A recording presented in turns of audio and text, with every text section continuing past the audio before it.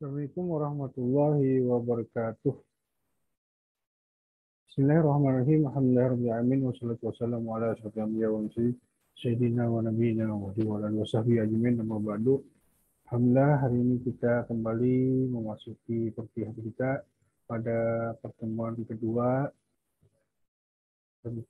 mata kuliah kita studi agama kontemporer. Nah, pada hari ini kita melaksanakan perkuliahan secara online atau secara daring lah. Dan bisa dilihat pada materi penjelasan kali ini. Nah, sebelumnya kita share dulu materinya.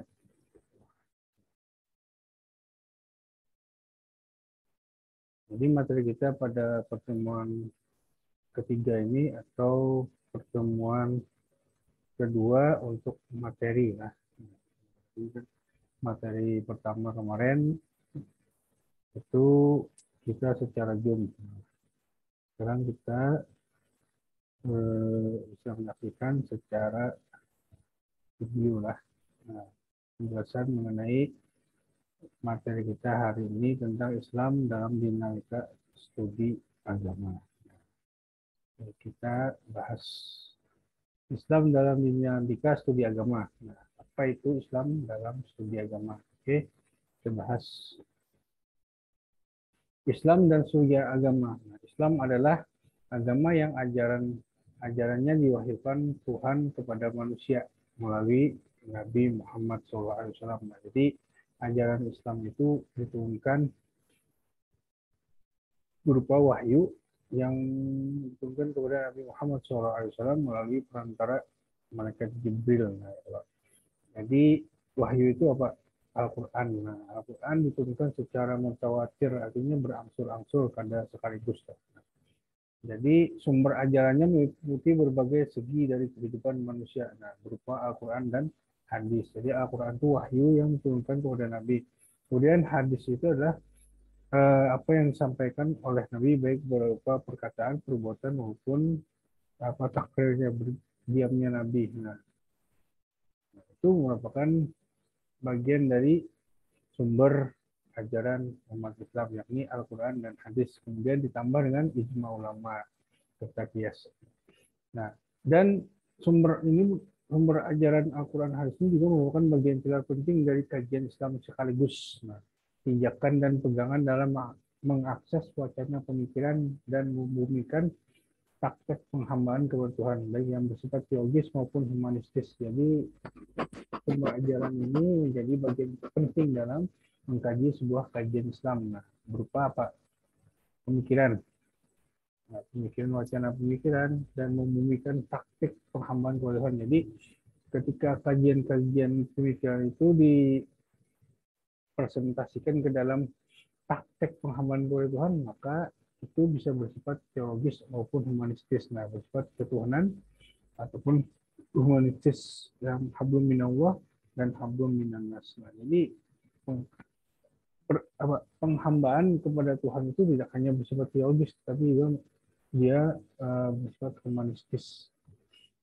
Sebagai agama, Islam tidak datang dalam ruang hampa. Nah, artinya Islam itu ia tidak hanya agama yang menjadikan syariat saja, menjalankan syariat kepada umatnya, tetapi dia juga bagian dari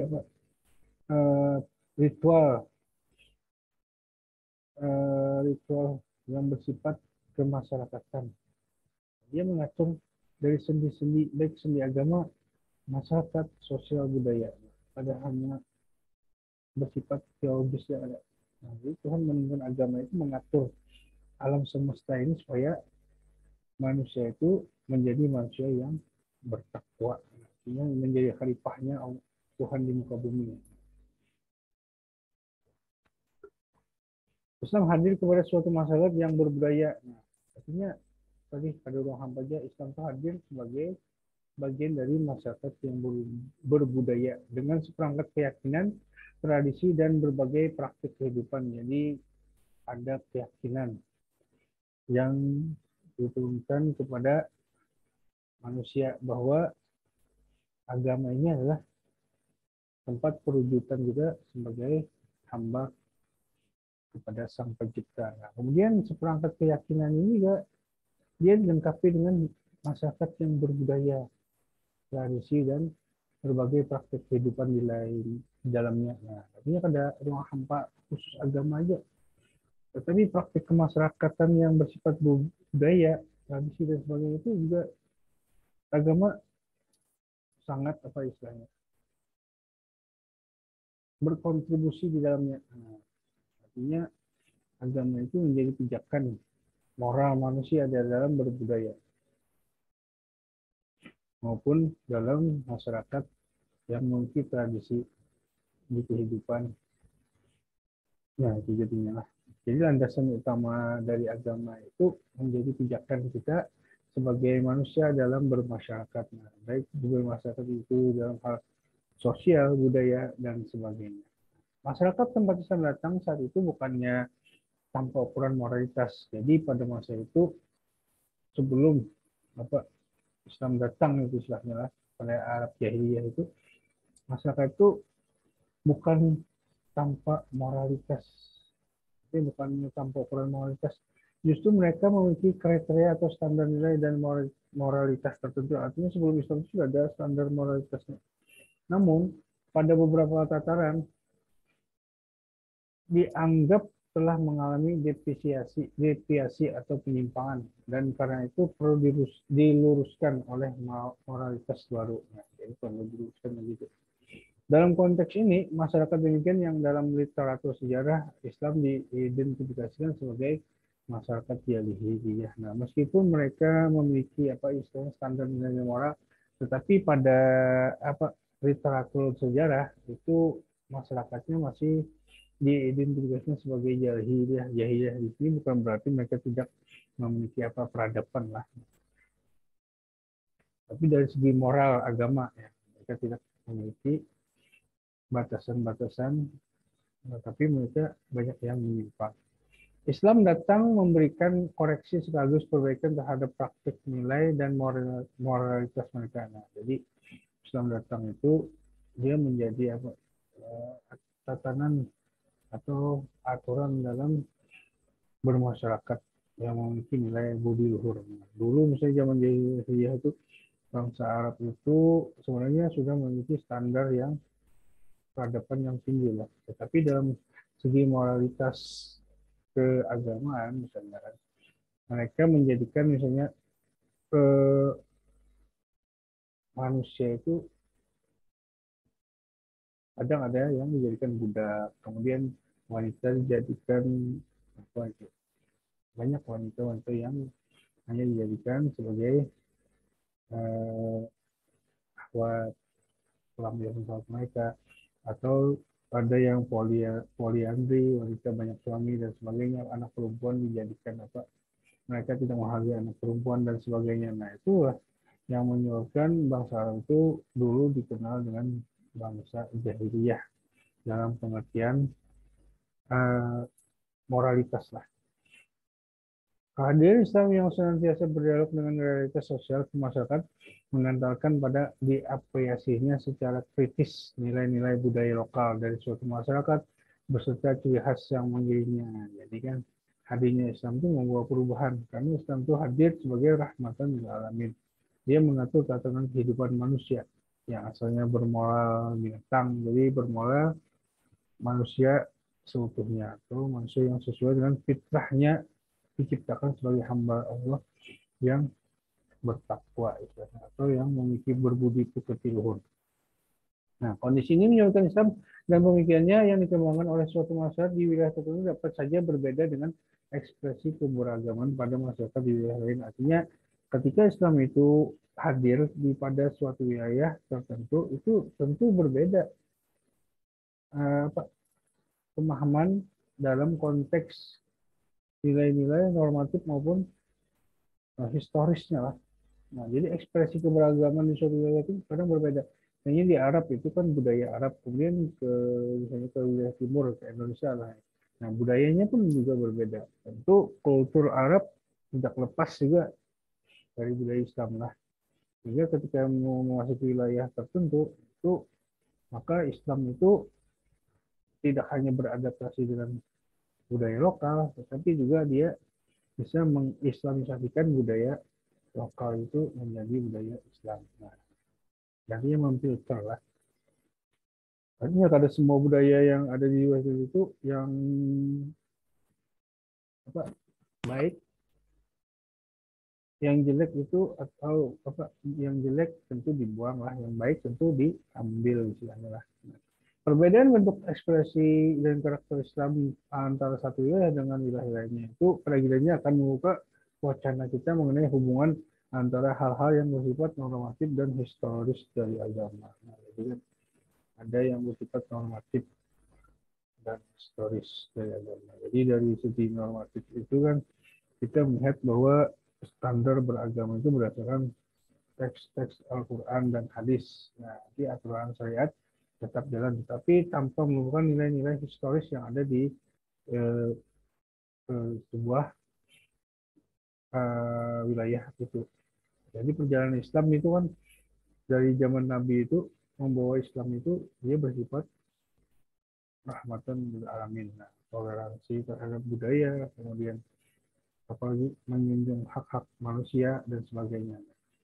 Dalam kondisi masyarakat yang plural dan multikultural dengan fasilitas teknologi yang melimpah, pemahaman terhadap agama dan keagamaan menjadi penting dilakukan secara cepat dan benar. Artinya masyarakat yang plural dan multikultural itu apalagi fasilitas teknologi itu melimpah kayak sekarang lah. Nah, mudah diakses segala informasi maupun apa informasi berita dan sebagainya itu bersifat agama maupun umum itu mudah diakses. Nah, ini harus menjadi apa catatan penting kita bahwa untuk pemahaman terhadap agama dan keagamaan itu harus dilakukan secara cepat dan benar. Artinya berguru itu atau mencari ilmu atau mempelajari ilmu Islam itu harus dengan belajar atau berguru. Padahal harus apa janganlah langsung ke sumber yang tidak valid, nah, misalnya atau sumber yang belum jelas kayak YouTube dan sebagainya itu kan. Nah, hal ini dikarenakan kepentingan sosial kemanusiaan kerap kali bercampur aduk dengan agama sehingga sulit dibedakan mana wilayah agama dan mana pada wilayah kepentingan historis kultural yang ada yang juga melekat di dalamnya. Misalnya kan ya, kayak sekarang inilah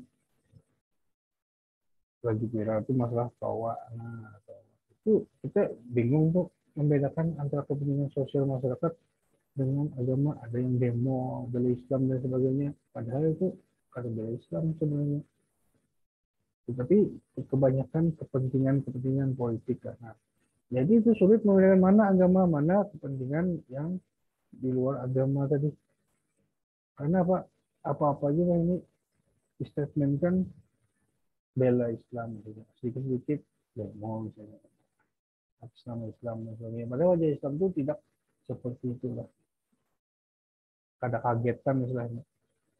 Nah, karena itu perspektif perspektif yang sahih dan profesional terhadap agama dan fenomena keagamaan perlu diusahakan. Jadi kita perlu pandangan-pandangan yang sahih lah dan profesional. Jadi menempatkan sesuatu itu harus sesuai dengan porsinya. Jadi agama-agama, politik-politik, misalnya kan, harus dipisahkan tuh.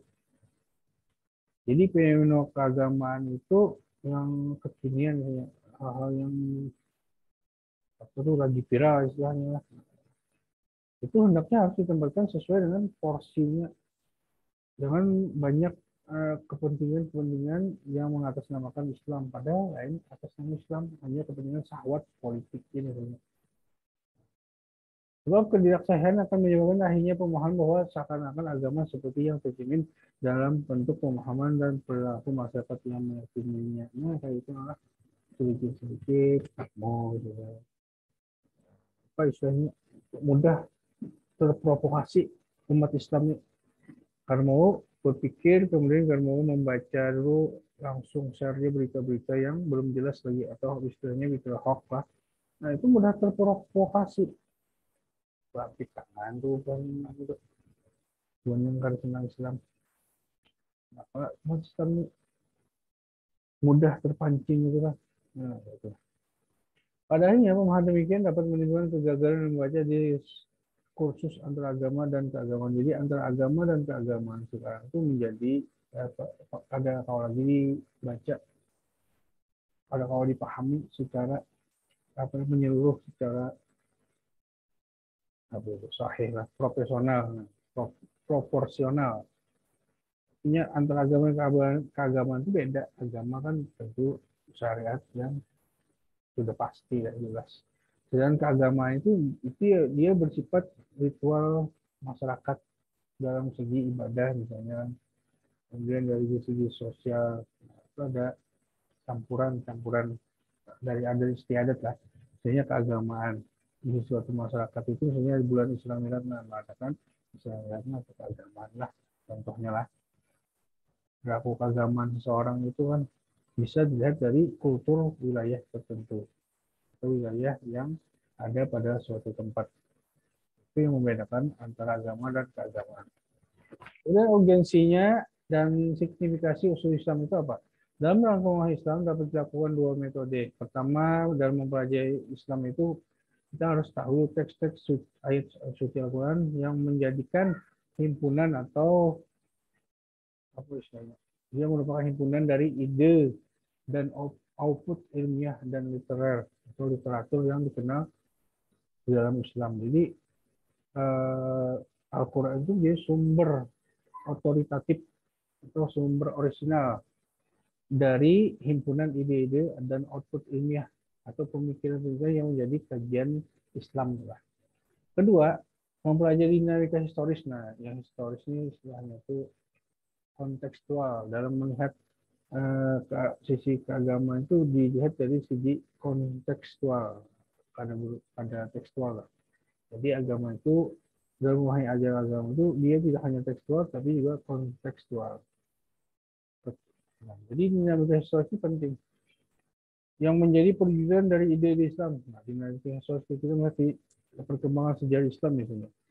Dari mulai zaman Nabi Muhammad sampai sekarang itu tentu ada nilai-nilai historisnya atau pendekatan historisnya yang bisa dilihat.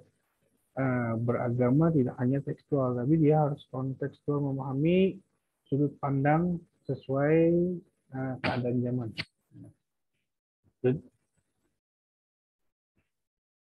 Jadi mulai dari pengambilan misi Islam tersebut sampai pada masa Nabi hingga akhir-akhir ini kan, nah, itu hanya ada sampai sekarang kan istilahnya Islam kontemporer, artinya hal-hal kekinian itu dibahas ini dalam hal fikih.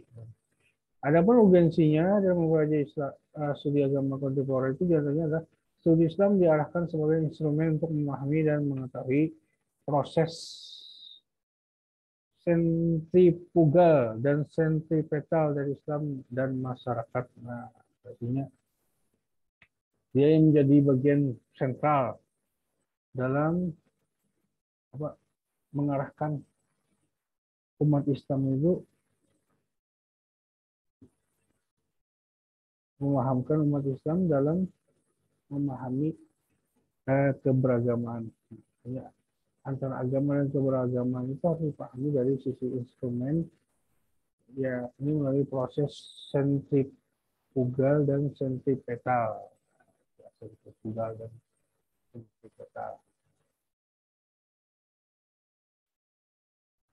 Jadi dalam memahami Islam itu kita harus mengetahui proses, instrumennya harus mengetahui proses sentrifugal. Sentrifugal itu kayak istilah fisika itulah.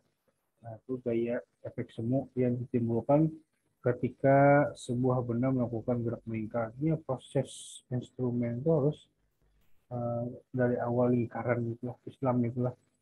Gitu ya.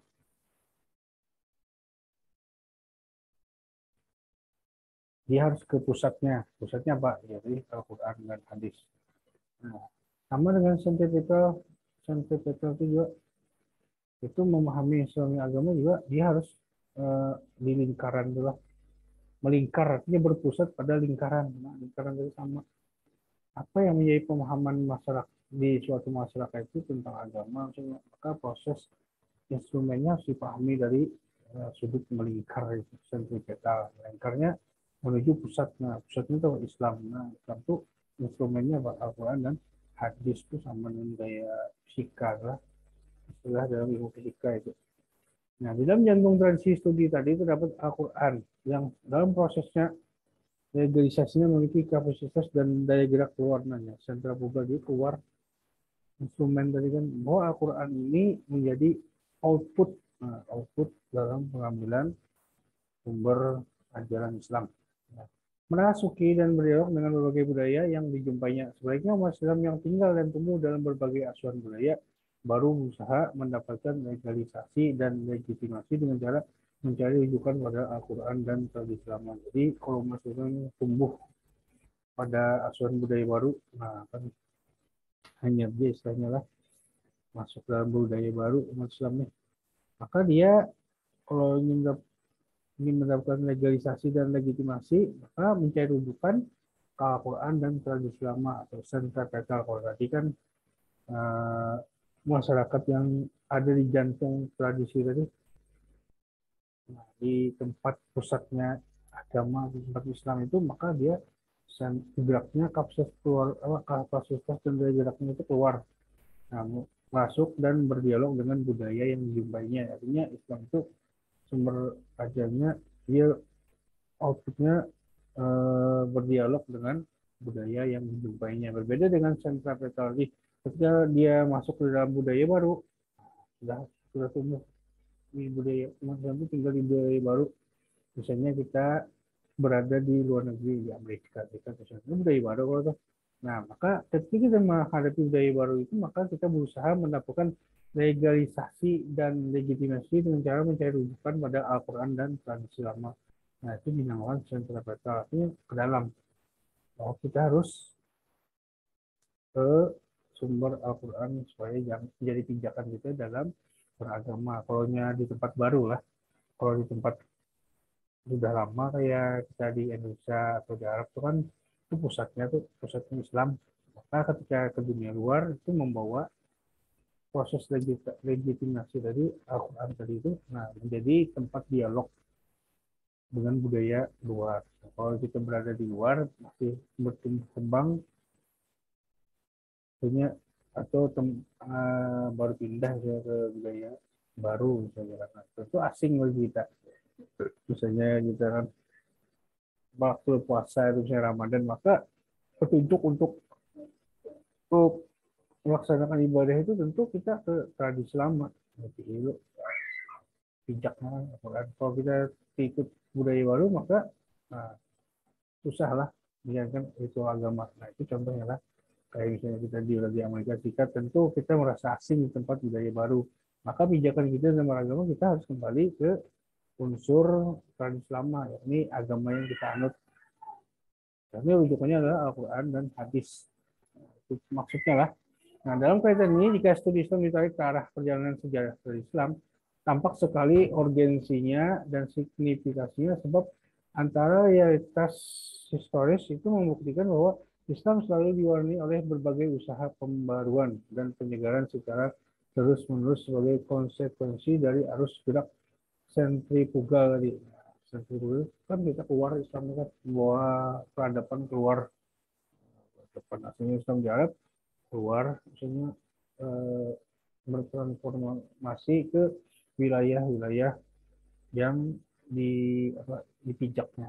Maka itu harus melakukan penyegaran atau pembaharuan. Nah, artinya akan sama karena kalau kita menyamakan budaya Islam yang ada di Arab dengan budaya yang ada di Nusantara misalnya. Nah, itu harus ada pembaharuan-pembaharuan dalam beragama. Artinya pembaharuan agama itu ada apa? Ada membuat hal-hal baru dalam syariat kada. Cuma misalnya kan para wali-wali songo itu kan berdakwah dia menggunakan berbagai metode, misalnya dengan metode yang paling terkenal itu kan Sunan Kalijaga dengan metode wayang misalnya. Contoh ya lah. Nah, usaha pembaharuan ini dan penyegaran ini juga tidak jarang melahirkan ketegangan antara satu dengan yang lainnya. Nah, jadi apa? Perdebatan misalnya antara Sunan Kalijaga dengan Sunan apa? Sunan Kudus kan menang. Oh, akan sepakat bahwa menggunakan media wayang tuh. Karena tentu ada hal-hal yang menjadi perdebatan. Kemudian yang kedua adalah sebagai konsekuensi dari poin pertama tadi, studi Islam secara metodologis memiliki urgensi dan signifikasi dalam konteks untuk memahami cara mendekati Islam itu, maka baik pada tataran realitas empiriknya, realitas empirik itu berdasarkan realitas kenyataan lah, maupun normatif doktrinal. Nah, ini normatif doktrinal itu teologis yang bersifat doktrin lah. Artinya stigma-stigma keagamaan itu dipahamkan secara utuh dan tuntas kepada masyarakat. Misalnya. Doktrin memberikan dogma, stigma.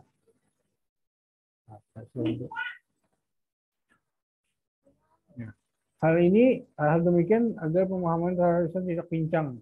Selama ini beberapa ahli pengetahuan termasuk di dalamnya para orientalis itu mendekati Islam dengan metode ilmiah saja. Jadi kebanyakan kita tuh melakukan pemahaman terhadap Islam tuh hanya berdasarkan metode ilmiah saja.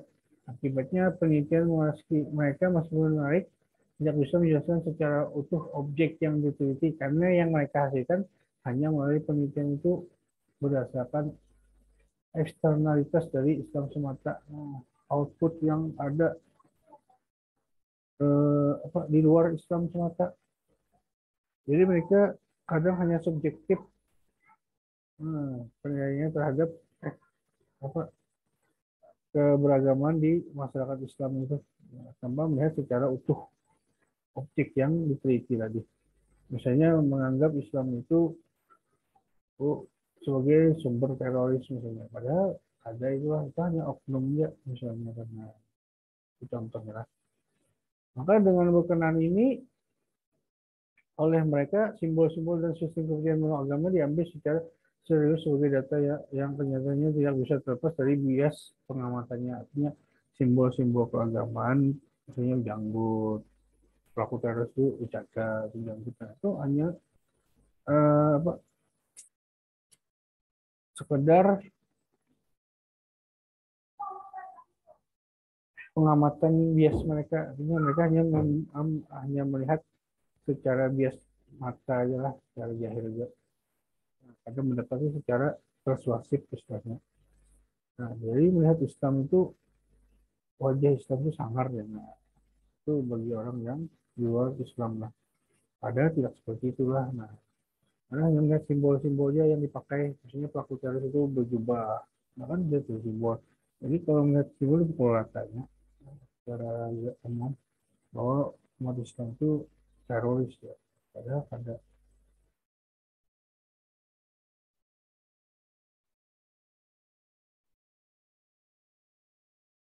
Untuk kepentingan ilmiah, simbol-simbol dan data kultural tersebut diterima sebagai sebuah realitas sebagai data-data tersebut bersifat empiris berdasarkan pengalamannya maupun non empiris material maupun spiritual.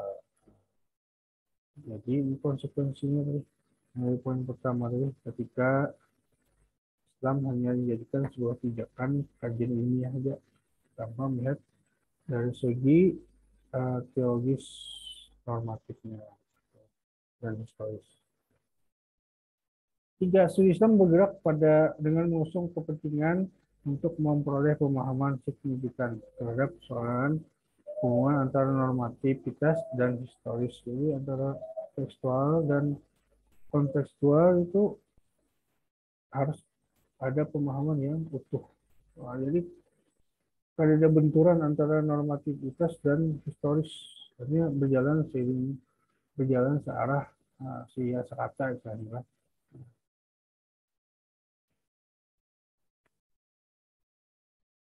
Jadi pentingnya memahami esensi ajaran ini lebih terlihat pada konteks kekinian dengan berbagai kelompok masyarakat yang berbeda-beda pemahamannya dan aspirasinya. Jadi kita melihat konteks kekinian, kontemporer jadinya. Itu harus melihat esensi ajaran Islam tadi itu. Bahwa banyak kelompok-kelompok yang dalam pemahaman agama ini memiliki aspirasi atau aliran yang berbeda dalam memahami sebuah agama maupun keberagaman. Sehingga untuk mengetahui penjabaran dari dasar dan asas-asas fundamental ajaran Islam ini perlu dilakukan secara konkret. Dia harus selalu berdasarkan nilai-nilai normatif dan historis. Sehingga dalam kehidupan sosial muslim yang plural ini bisa dipahami secara utuh.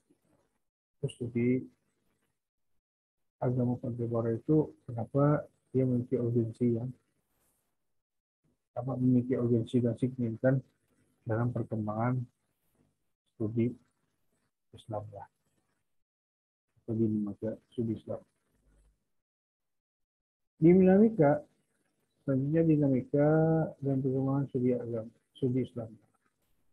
Studi Islam secara etimologis merupakan tujuan dari bahasa Arab dirasa Islamiyah atau Islamologi. Nah, sedangkan studi Islam di luar dikenal dengan istilah Islamic Studies. Nah, sudah pelajaran semester lalu itu metodologi studi Islam itu sudah dibahas tentang penelitian studi Islam. Nah, maka studi Islam secara harfiah adalah kajian mengenai hal-hal yang berkaitan dengan Islam. Jelas sudah. Yang dikaji itu adalah kajian studi Islam. Secara substantif, studi Islam berbeda dengan semangat implementasi lah.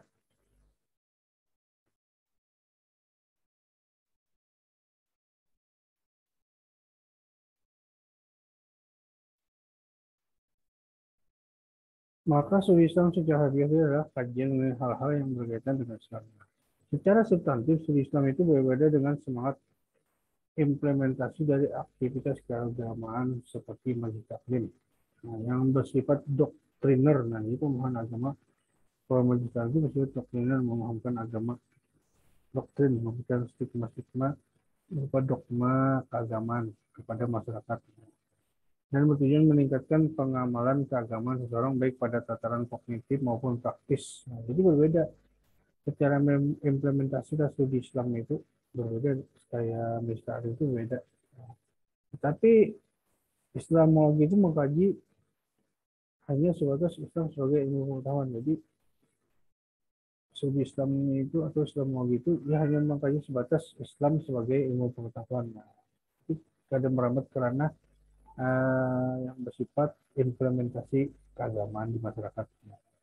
Dalam hal ini Islam dikaji bukan dipraktekkan, tetapi dimotivasi oleh tuntutan profesionalisme untuk kepentingan penelitian atau kajian keislaman. Jadi studi Islam ini dia dipelajari tidak untuk dipraktekkan, tetapi hanya dimotivasi secara profesional untuk kepentingan penelitian atau kajian keislaman. Nah, kemudian sejarah awal studi Islam.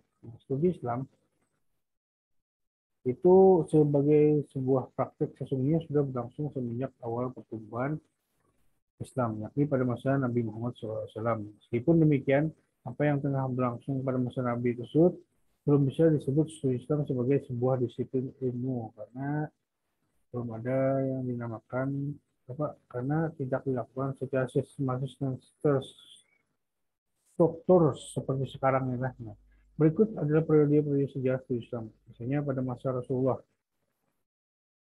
Kemudian pada di Mekah itu diajarkan tauhid. Kemudian pada masa Rasulullah di Madinah itu diajarkan fikih, ibadah kepada Tuhan. Masa sudah Rasulullah kemudian itu di masa Khalifah. Kemudian periode ulama mujtahid dan pembukaan fikih, nah, itu pada masa Imam Fatimah Hatta. Kemudian periode taklid, nah kita ini periode taklid itu artinya menjadi pengikut mazhab tuh. Kemudian periode kebangkitan umat Islam, nah itulah bagian dari periode sejarah studi Islam itu awal-awalnya. Kemudian studi Islam di dunia Barat, nah kemajuan studi Islam di dunia Barat tidak terlepas dari kegiatan penerjemahan manuskrip berbahasa Arab ke dalam bahasa Latin. Kegiatan penerjemahan ini telah membuka Barat mengembangkan penelitian mereka dalam bidang ilmu pengetahuan di Barat. Nah, pada masa dinasti Umayyah di Spanyol itu orang-orang Barat banyak belajar di Andalusia Islam. Sehingga mereka banyak menerjemahkan manuskrip berbahasa Arab itu atau kitab-kitab berbahasa Arab itu ke dalam bahasa Latin. Akan tetapi setelah ilmu pengetahuan Islam migran ke Barat dan dikembangkan oleh sarjana mereka, ternyata banyak ajaran Islam yang menyimpang dari ajaran sebenarnya, sehingga banyak para sarjana Muslim yang melakukan upaya pemurnian ajaran. Nah, jadi pas sudah di apa, migrasi istilahnya lah pengetahuan dari ke barat itu terjadi penyimpangan ajaran Islam yang sebenarnya mereka banyak menyimpangkan tentang pemahaman agama Islam ini sehingga sarjana Muslim banyak sarjana Muslim melakukan upaya pemurnian ajaran. Dalam perkembangan selanjutnya, studi Islam di barat sedikit bervariasi.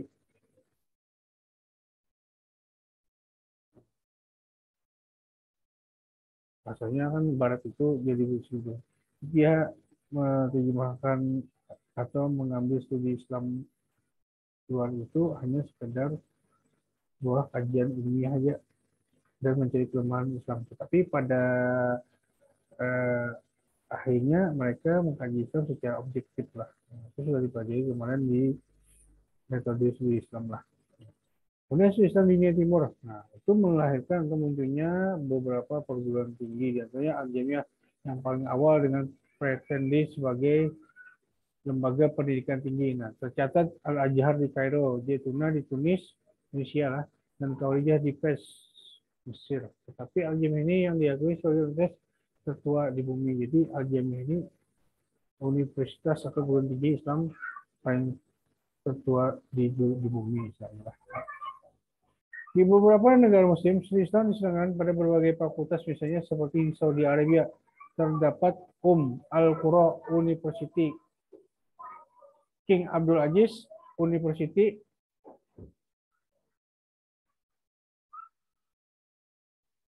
nah, terdapat perguruan tinggi Al-Qura University itu di King Abdul Aziz University dan Islamic University of Muhammad Ibn Saud itu di Arab Saudi. Nah, studi Islam dipelajari secara intensif di universitas tersebut meliputi bahasa dan sastra Arab, tafsir hadis, tarbiyah, syariah, dan usuluddin. Nah, kajian Islam di Universitas Saudi Arabia kental sekali bernuansa Wahabisme, paham Wahabinya lah, yang menjadi anutan pemerintah kerajaan Saudi Arabia.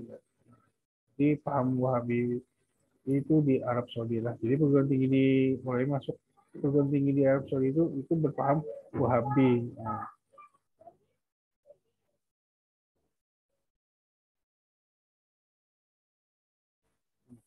studi Islam di Indonesia. Nah, kajian Islam di Indonesia itu secara substansif sebenarnya dimulai semenjak agama ini datang ke Indonesia dan momentum puncaknya terjadi pada abad ke-17 lah.